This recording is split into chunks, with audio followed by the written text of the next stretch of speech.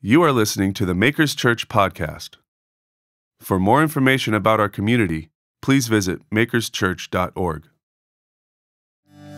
Amen. Good morning, guys. Welcome to Makers Church. Have a seat. Merry Christmas, by the way. Oh, yeah, Merry Christmas. If we haven't met yet, my name's Mark. I'm one of the pastors here. Let me scoot this over here. And if you couldn't tell from all of this, it's Christmas, which is one of my favorite times of the year, if not the favorite time of the year for me. I love the holiday season. I love Christmas. It doesn't quite feel like Christmas yet at our house because we've been so busy the last few weeks that we haven't decorated yet. So tomorrow is my birthday, so my wife and I are going to go get a Christmas tree. Yeah, woo! So we're going to get a Christmas tree and just decorate the whole house. It's going to be awesome. We're going to medieval times today with some friends. I have the entertainment tastes of a 12-year-old, so it works out great, which is why I love Christmas. We're going to throw Elf on in the background, and I always get a real Christmas tree. I don't know if you guys are, or the fake. Oh, there's a debate amongst the real and the fake Christmas trees. I get the benefits of the fake tree. I get it. It's cheaper. It lasts longer. It's easy to set up. I just can't do it. I need the real thing. I need the fir, the pine, whatever it is. I don't even care. It needs to be there. And, one of the arguments is that, it's kind of a waste of money because it doesn't last very long. You've got it for like a few weeks at best. But you haven't been to my house because we like to keep it up for a while. So it's a New Year's tree, and then it ends up being like a Martin Luther King Day tree, a President's Day tree, quite often a St. Patrick's Day tree if you're lucky. I'm there every day diligently watering and feeding it, tending it. 1 year to my pride and also my deep shame, it was our Easter tree. and friends were like, what are you doing? We had just kind of forgot it was there, to be honest. It had just become a fixture in our house. And like, dude, it's May. Why do you have a tree in your house? It was a fire hazard, so we took it down. Sad, but we get our money's worth out of it. And these trees are awesome. We had some volunteers build these for us, so I'm so stoked that we have this Christmas season to celebrate. And we're going to talk a little bit about part of the Christmas story. And there's so many elements and layers to it. And I love how Christmas is so Jesus, because he comes in the most unexpected of ways. It's become a little bit cliche and mundane. We see the nativity scene, we see the shepherds, we see these guys that we often call the wise men, we see the angels, and it becomes mundane and just routine. But it's fascinating to me that Jesus came in a way that the people who shouldn't have been there were there. And I feel like that's such the way of Jesus, that the people you would least expect are those that he is amongst and that he is speaking to and who are responding to him. And I want to talk a little bit about this mysterious, enigmatic group of people called the Magi. Sometimes we call them the wise men. Sometimes we call them the three kings. Those are also a little bit inaccurate because we don't know there were three of them. There could have been many more. We don't know if they were men, to be honest. They weren't kings. What the word is that Scriptures uses for them is magos. It's Greek, and it comes from the Persian word maguam, which is where we get the word magician from. So these guys, they're David Copperfield's dude just running around. Chris Mindfreak, whatever that guy's name is. Chris Angel, is that his name? I don't even know. Derek loves that guy. We always talk about Chris Angel for some reason. But they're the Magi. So at the time, these people, the Magi, was a group of scholars, and they were a priestly class from the East. Scripture doesn't even actually say where they're from. It just says they're from the East, most likely Persia. And they were probably part of a whole different religious group called the Zoroasters. And there were these people who studied the stars for meaning. They were astrologers. They were alchemists. They were the early scientists of the day. And they were always seeking for truth, seeking for knowledge, seeking for the divine any way they could. And it's fascinating to me that we will see these people, the Magi. We're going to walk through the story here in a bit. They somehow show up in a distant land of Palestine to come and to worship and to bring gifts to this baby, born in a cave, placed into a feeding trough for animals, who they recognized as a savior of the world, even though their own people missed it. So I want to pick up the story here and talk about these guys, the Magi, and walk through some meaning that it has for us today. So the story here starts in Matthew 2. It says this: after Jesus was born in Bethlehem in Judea, during the time of King Herod, Magi, magicians from the east, came to Jerusalem and asked, "Where is the one who has been born King of the Jews? We saw his star when it rose and have come to worship him." When King Herod heard this, he was disturbed, and all of Jerusalem with him. What that means is all the rulers, all the people of power and authority were disturbed along with King Herod when they heard this. Again, it's fascinating to me that these men and maybe some women traveled a great distance simply because they saw a star in the sky. Now again, this was something they had been looking for, and this was the language that they spoke, and they had maybe read the old prophets of Isaiah, or maybe they had read the ancient Hebrew scriptures that said, "I see him, but not yet. I behold him, but not near, and a star will rise out of Jacob, a scepter out of Israel." Perhaps these people in the Far East had read these ancient texts, and they were waiting for someone to come, a Messiah who would enter this world. Even in their own tradition, they believed that God would send a Savior one day. And so these people who were not a part of Israel, not a part of the Hebrew nation, saw this symbol in the sky, and they said, "We need to go and see what this is about."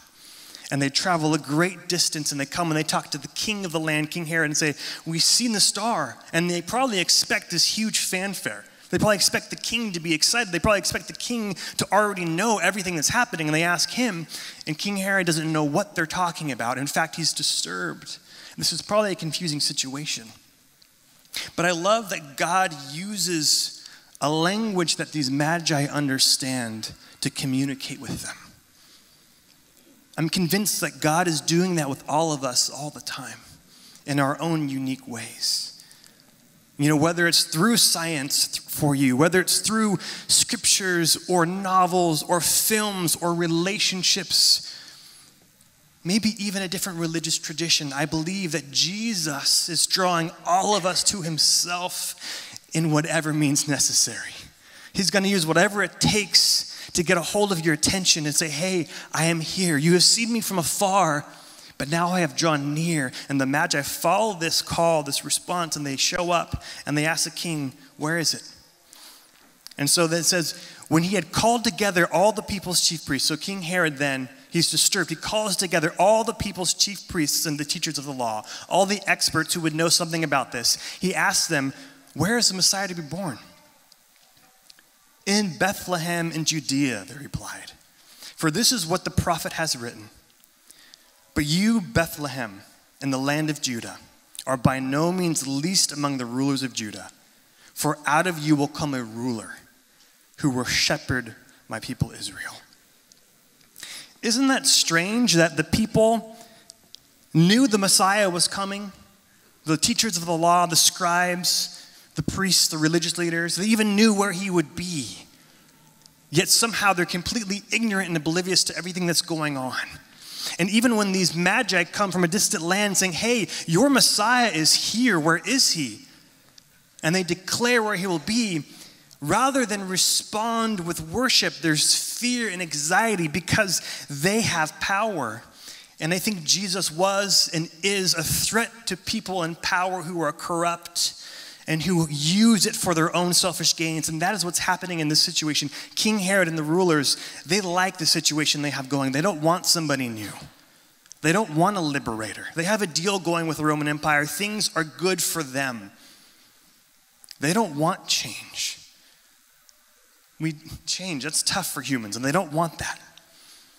So after hearing this, it says Herod calls the Magi secretly and found out from them the exact time the star had appeared. And he sent them to Bethlehem and said, "Go, search carefully for the child. As soon as you find him, repeat to me, so that I too may go and worship." Which we find out later is a lie. Herod wants to kill the Messiah, and actually he does send men to kill every child 2 years and younger. So I think it's fascinating that I picture him like a Bond villain, like with this evil British accent. He's like, "Go, search for them, come back and report, and I will worship him with you."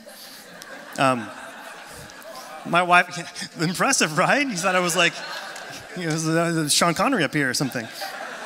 My wife knows I have one accent, and it's the same for everything.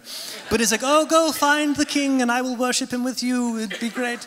And so they're like, okay, awesome. The king wants to worship. So the Magi head out, and they leave. And it says, after they heard this from the king, they went on their way. And the star continues to guide them. It says, the star they had seen when it rose went ahead of them until it stopped over the place where the child was. See, here's another misconception. At the Nativity, we like to put the shepherds and the Magi and the wise men all together in one little compact scene, which makes sense. It's beautiful on your centerpiece.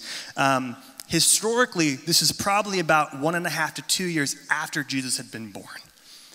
The star likely rose at the moment of Jesus' birth, and it took them a long time to travel here. So now Jesus is actually in a house.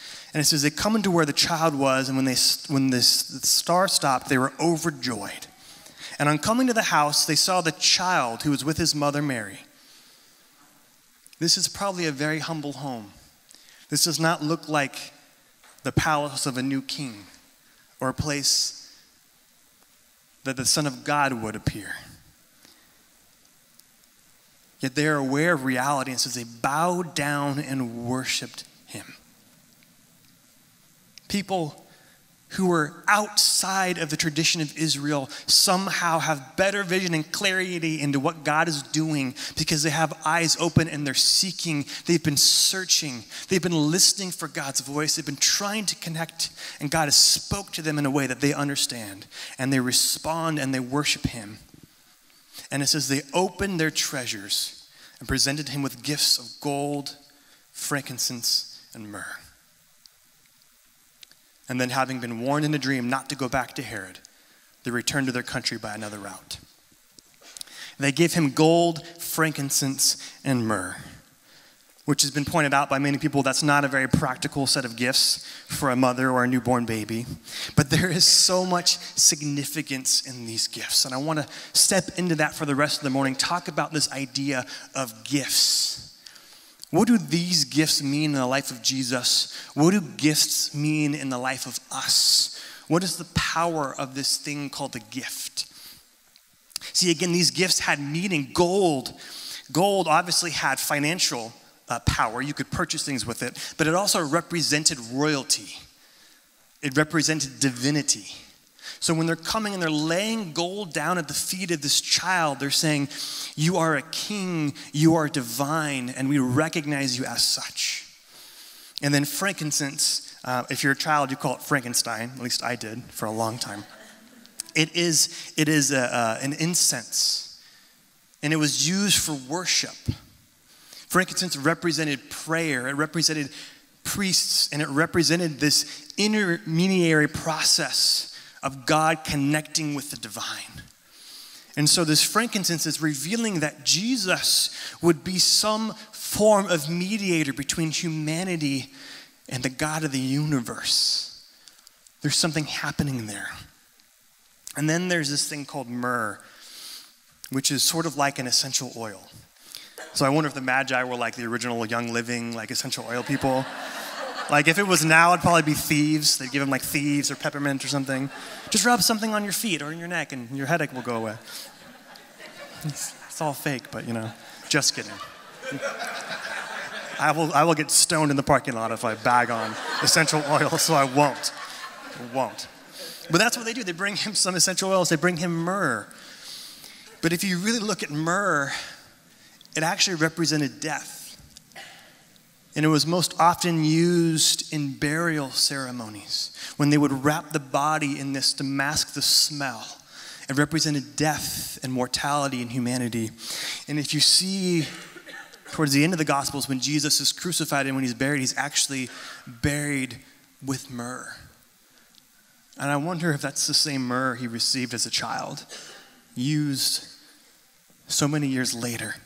But these magi, these astrologers, these studiers of the stars and of nature, these magicians, they discover this king of the world and they worship him with these gifts that have meaning.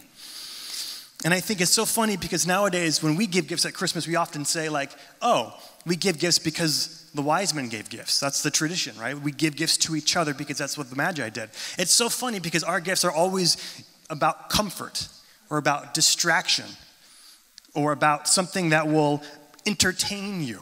right? Like we give things like, remember when Snuggies were like a big deal? Like, that's like the laziest, most amazing gift. It's just like a backwards robe that you just slip into. You're too lazy to put a blanket over yourself, so you get a Snuggie.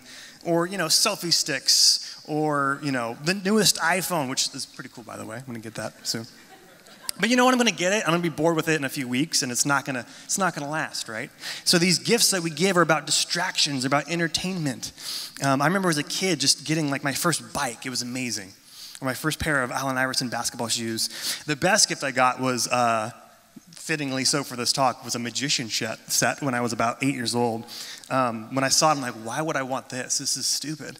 And then I opened it up, and it had like this whole book about how to do magic, and I learned all that. And so at the next family gathering, I had this whole setup, and I had this cape and this top hat, which were not part of the set. I think I went out and found them. And I was doing this whole magic routine, and then I had one jerk uncle, Uncle Jerry, if you're listening, you punk. He was like calling out everything I was doing. He's like, I see what you're doing. I see the plastic. And I'm like 7 years old. Scarred me for life. I would be a magician to this day if it wasn't for Uncle Jerry. So in a way, he saved me. I owe him my thanks, actually. But we give gifts typically for distraction or for entertainment or for comfort. But again, we see here the Magi gave gifts that had purpose. And their purpose was to help further Jesus to accomplish his mission here on earth. See, Jesus came to do a lot of things. He came to teach and to heal and to model for us what it would look like to have a relationship with God and with each other. But ultimately, he came to die and to raise himself up again so that we could be set free and we could step into lives of freedom and power and wholeness. And I wonder if the Magi, through God using them, knew that he would encounter struggle and resistance and friction along the way. Jesus would encounter self-doubt along the way. He would have people betray him. It says in scriptures that his own family and close friends in Nazareth, when he was growing up, when he would begin his ministry, would say, this guy's doing something. This is just the carpenter's son. Why pay attention to him? Even his own family was trying to hold him down. And everywhere he went, he encountered resistance. People mocked him and ridiculed him. They accused him of being demon-possessed or having corrupt motives. But he was on a mission. And I wonder if in times of isolation and loneliness, he would go back into his mind and remember those gifts that were given to him as a child. I wonder if Mary, when he was growing up as a child, would sometimes bring them out and show them, hey, there were these people who traveled hundreds of miles when you were a child to give you these gifts, to show you that you have something worth doing in this world. And I wonder for us too, our purpose. I'm convinced that all of us were designed for lives of purpose. I don't know if that's a destiny written in the stars or if it's something that we make in conjunction with the Spirit. I don't know what that looks like, but I am convinced that all of us are meant to live lives of purpose. And we're going to need help along the way. We will need community along the way, and we will need the power of these gifts to remind us of our identity, to remind us of our mission, and to give us the strength to carry through. I wonder, even when he was in Gethsemane, before going to the cross, when Jesus is in incredible pain and anxiety, saying, if there's any other way to save the world besides going through the anguish of this crucifixion, let it happen. But your will be done, God, and not mine. I wonder if in that moment, his mind went back to the myrrh and said, I was always meant to be a man of suffering. I was always sent to this world to die. And then I wonder if his psyche traveled to the frankincense and said, well, I die not in vain, but for purpose, so that I can be an offering, I can be an incense, I can be a mediator for humanity, so I can connect them again with their Father. And then he remembers the gold and says, you know what? All of this is because I am the Son of God and I am meant to be king. And through this process of conquering sin and death, I can then call those who follow me kings and queens with me. And I can give them the power to be the church who will continue on the work to save the world. Because you see, Jesus started something when he came as a baby and when he died and rose again as a man. He conquered sin and death, but the victory's not complete yet because we still wrestle with it today, don't we? We still wrestle with pain today and confusion and death. And that's why he's empowered us as church to play a role. But we see these gifts reminded him because he experienced the same pain that we do. The same shame, the same doubts. I even wondered too, the character of Joseph, Mary's husband, his human father, has always fascinated me. You don't hear much about Joseph in scriptures. We know he's a good man, an honorable man. He's a hardworking blue-collar laborer. He was a craftsman, a carpenter. When his teenage fiance finds out that she's pregnant, he understandably doesn't believe that it's a virgin birth at first, and being an honorable man, he doesn't want to shame her, so he just wants to separate quietly. But then an angel says, no, this is the Spirit moving. Be a husband to Mary. And in obedience he does, and he takes Jesus as his own and he raises him. But if you look at scriptures, we never see Joseph past Jesus being age 12. He's not present in any of his ministry or at the cross. And I wonder if he passed away when Jesus was young. And as someone who had a father die when I was young, I always wondered, did he understand that too? The pain of losing a parent? And it's given me empathy to see that God, he came down to be amongst us and with us to experience all of this. And just like us, he needed encouragement on the way. And gifts can be that for people. So, as you can see, I'm trying to tie the dots between this reality that purpose and gifts are connected. Each of us have been gifted uniquely to make a mark on this world that only you can do. There are things in this universe that only you can do. You can love people. You can bring light into this world. You can create things and create futures and imagine ideas that no one else could. God has chosen to use us as a diverse plethora of people to represent himself in this world. But sometimes we don't know our purpose, or sometimes we don't know our gifting, and the two often go hand in hand. So how do we figure that out? And I don't know all the ways, but I know there are a few ways, and none of them include sitting there doing nothing. I know that. I know if you want to discover your purpose, if you want to find out how God has gifted you, you need to get off your butt and start doing something. And when I think about gifts, sometimes we have this fabrication, this false idea that these gifts come to us fully formed. But that's hashtag fake news. It doesn't work that way. Sometimes our gifts require friction and fire to be revealed. I think about the sequoia trees. They're the biggest living things in the known universe. And you know they need fire to live? Without fire and flames like we're experiencing now, the cones will never release their seeds. And without fire, the fertile ground will never exist. The fire is required to burn away the excess so that when these seeds do fall from the flames, they land in soil that is fertile. But I wonder if we run from that sometimes. We run from the struggle. We run from the pain and the confusion. We maybe think we know our purpose, but it's too difficult or scary, and we do not engage with it. And then our gifts are never revealed, and then it plays in this big cycle, and then we have anxiety. Because I'm convinced of this too. Peace, Jesus is the bringer of peace. Peace only comes in the presence of purpose. Because if you do not know your purpose, what a terrible thing that is, as someone who was designed to have meaning and a mission. I've had this in my own life, and I've met so many people who don't really know what they're doing in this world. They don't know the contribution they can make, and it causes tension and anxiety. Why am I here? Why do I matter? What am I doing? And sometimes it even leads to people taking their own lives, which is so heartbreaking to me. Because they've believed the lie that they can't do anything worth doing in this world. They can't impact someone's life in a meaningful way. We forget that. We become self-focused, and we forget about the purpose that God has designed us for. And so we see Jesus engage us. Maybe there was a way he could have saved us from afar, but he didn't.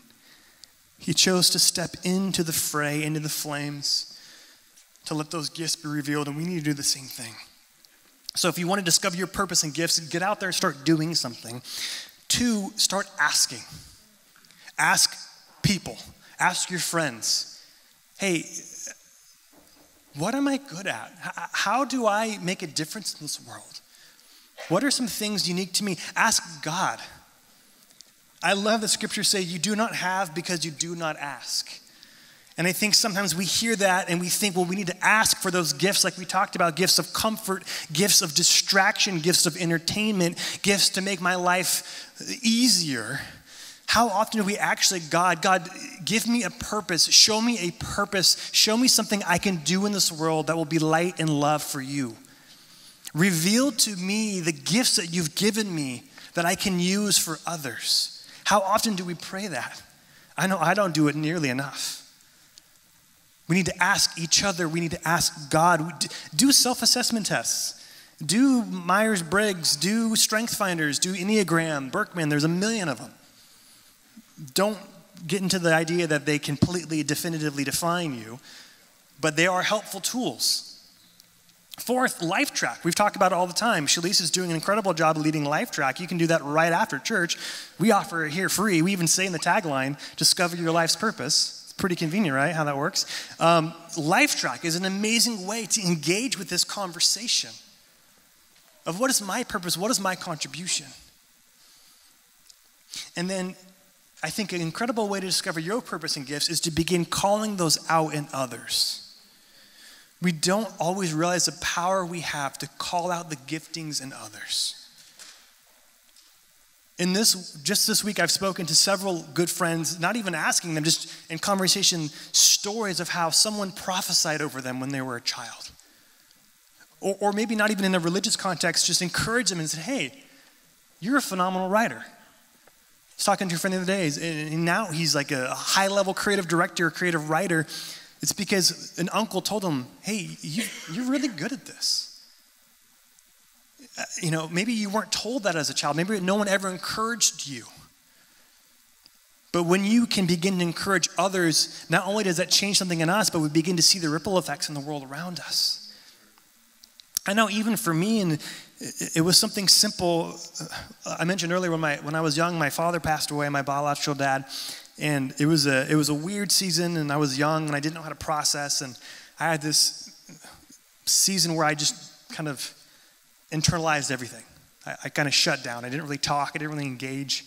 And I remember, you can see these home videos. I'm just in the corner. And for whatever reason, I began to discover books, and I began to write my own little stories. And I remember after a time, I would come and I'd read them to my mom after work. She got home from work. And I'm sure it was the most boring thing for her. She'd be cooking dinner, and for hours, I would begin just to tell her these stories, these stupid stories about, superheroes or elves, and now that I know that Aubrey's queen of the elves, and I'll have to work her into those stories. That was, if you weren't here last week, you need to listen to the talk. It was amazing. But I began to just tell my mom these stories, and she would listen. And she would just give me the gift of her time and her presence. And after a few months and a few years, I began to find my voice again. And who would have ever thought I would be on a stage talking in front of a lot of people? And like Derek talked about, this idea of us being leaders and pastors, Derek and Shalise and Jess and us, and all of you guys helping lead this church. I mean, I never pictured myself here. I never thought I had the giftings for it, and I don't have all the giftings for it. But that's why we each have these unique talents, and in each of us in our own arena, all of us can make an impact. And I'm just reminded of this phrase I heard from a wise man years ago, that God does not call the qualified, he qualifies the called. And that is a constant refrain for me. Because like Derek spoke about, it's a difficult thing to lead people. Maybe at work it's hard, but especially when you're trying to help shepherd people and there's a lot, you always miss, people fall in the cracks, and there's just so much we can do, but when we come together as a body, we can make a real difference. When each of us become alive in our unique arenas, I cannot do the things that Derek can do. I cannot do the things that Shalise can do. I cannot do the things that most of you guys can do. But there are these few random things that I can do well that I want to lean into because I'm convinced it matters. I'm convinced it makes a difference. And I'm convinced that God has called you to the same thing. And just like Jesus would have to remind himself of these gifts he was given as a child, there's a purpose ahead, and you're going to need help. And look back to these. And so I pray that we can all discover that and begin to call that out into each other's lives. You are listening to the Makers Church podcast. For more information about our community, please visit makerschurch.org.